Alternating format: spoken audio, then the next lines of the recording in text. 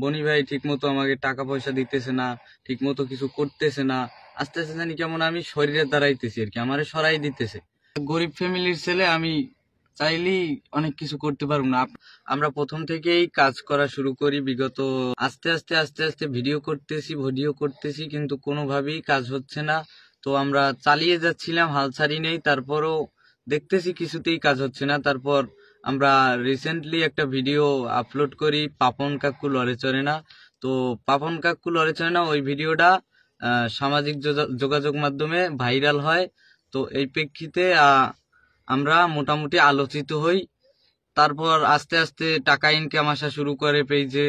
তো আস্তে আস্তে সব ঠিকঠাকই ছিল, যেই টাকা ইনকাম আসা শুরু করলো আস্তে জানি কেমন আর কি একটা স্বার্থপরতা চলে আসলো। প্রথম থেকেই আমাদের টাকা ইনকাম আসা শুরু করে। তো প্রথম থেকেই আমাদের একটা ভাগ হয় যে আমরা বনি ভাই অর্ধেক অর্ধেক নিবে, আর বনি ভাই অর্ধেক নিবে, আমি অর্ধেক নেব।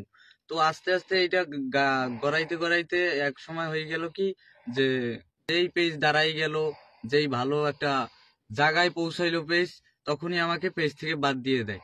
আমার কারণ আমি পেজের টাকার কথা বলতে যাই, তো সে আস্তে কইরা অন্যদিকে কথা চালাইয়ে যায়। আমারে কোনো দেয় না, আমারে কোনো হিসাব নাই, কিছু না। আমি হিসাবের কথা বললেই আমি আসতে সে আমাকে বাদ দিয়ে দেয়। তো রিসেন্টলি অনেকেই দেখতেছি অনেক কমেন্ট করতেছেন, শফিক কই, শফিক কই। আসলে আমি এটা বলতে চাই নাই, কিন্তু এখন বলা লাগে যে যে কাজ হয়েছে এটা আপনার ভাইয়ের সাথে হইলে আপনি সহ্য করে থাকতে পারতেন না। তো যাই হোক, আমি তারপর বাদ হয়ে যাই। তারপরে রিসেন্টলি আমার ভাইয়ের সাথে একটা ঝামেলা হয়। আমার সাথে যে ঝামেলাটা হয়েছে, যে একটা আর কি আমার আলাদা করে দিছে। আমরা এর প্রতিবাদ করতে গেলাম, আমার ভাই কিসের জন্য বললো যে শফিকের অবদান ছিল, শফিকের কিসের জন্য বাদ দিল। আমার তো আসলেই একটা অবদান ছিল আমার পেজে। আমি তো ওইটা নিয়েই স্বপ্ন দেখছি, আমি অনেক কিছু করতে চাইছি, আমি একজন বড় কন্টেন্ট ক্রিয়েটর হইতে চাইছি, কিন্তু সেইটা হয় নাই। আমার ভাই কেন প্রতিবাদ করলো, তার জন্য সে লাঠি সোটা নিয়ে আমাদের এলাকায় এলাকায় টহল দিয়ে ঘুরছে, ঘুরে ঘুরে চাইছে পেটে ঢেলি মারবে। তারপর আমার হুমকিও দিছে ফোনে যে এরকম তোর ভাইরে মারমু, পারলে তুই ঠেকাইস, কেস হোক মামলা হোক, জেলে যাওয়া লাগুক, যা হয় হোক। তো তারপর এই 14 ফেব্রুয়ারি শুক্রবার 3টার দিকে আমার ভাই একদিকে যাওয়া ধরছিল, বাইকে বসা আর কি, পিছন থেকে বাড়ি মারে, বাড়িটা মাথায় আঘাত করে। তো তারপরে হাত দিয়ে ঠেকাইতে যায়, তারপরে হাত পাচাই পরে হাত ভাঙে যায়, মাথার কিছু হয় না, মাথায় পড়লে জায়গায় ডেট হয়ে যেত। তো এটা এটা আসলে বলার মতো ভাষা খুঁজে পাচ্ছি না। আপনার বড় ভাই হইলে আপনি অবশ্যই কিছু না কিছু করতেন। এবং আইন শৃঙ্খলা বাহিনীর কাছে এটার আমি সুষ্ঠু বিচার চাই। এটা আপনাদের সাথে হইলে আপনারা হয়তো, আমি এতদিন ফ্লাশ করি নাই, এই কথাগুলো আমি লুকাইয়ে রাখছি, বলছি যে কারো কাছে বলবো না, থাক। কিন্তু না, এরিয়ার লুকাইয়ে রাখার মতো হয় নাই। আমি একটা গরিব ফ্যামিলির ছেলে। আপনাদের কাছে অনুরোধ থাকবে, আপনারা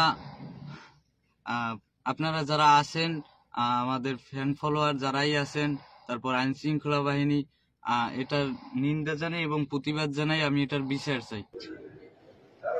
আমি শফিকের বড় ভাই, তারপরে ওর পেজ নিয়ে একটু ঝামেলা ছিল, তবে ঝামেলা আমি দুই এক কথা বলছি, ওর জন্যই ও আমার প্রতি ক্ষোভ। ও আমার থ্রেট করছে যে আজ পাই কাল পাই 6 মাস পর পাই, তোমার অ্যাকশন আমি নিই, তোমার আমি মারমই, এই বললেই তারপর আমি শুক্রবার 4:30টার সময় রাস্তায় বের হই। ও হুট করে এসে লাঠি দিয়ে পিছন থেকে মাথা পাশে হিট করে, পরে আমি হাত দিয়ে ঠেকাই, ওই এক বাড়িতেই আমার হাত ভাঙে যায়। দুজন ভাই বনি আমি, পরে আমার হাত ভাঙে যায়। হাত ভাঙার পর আমি তো নিচে পড়ে যাই, পরে ও আমারে পিঠে একদম অনেক জায়গায় জখম করছে, পার তালু থেকে হাঁটু পর্যন্ত। আমার খুবই এখন অসুস্থতার ভিতরে আছি। এর আমি তীব্র নিন্দা জানাই। প্রশাসনের কাছে অনুরোধ, আমি এর বিচার চাই। আর নেক্সট টাইম আমার ফ্যামিলির উপর ও যদি কোনো হামলা করে এর দায় ও এবং ওর ফ্যামিলি। আমার আর কোনো শত্রু নাই, শত্রু শুধু ওই। ও আমার টার্গেটে রাখছে, আমার ফ্যামিলির টার্গেটে রাখছে, সব কিছুরই ও টার্গেট।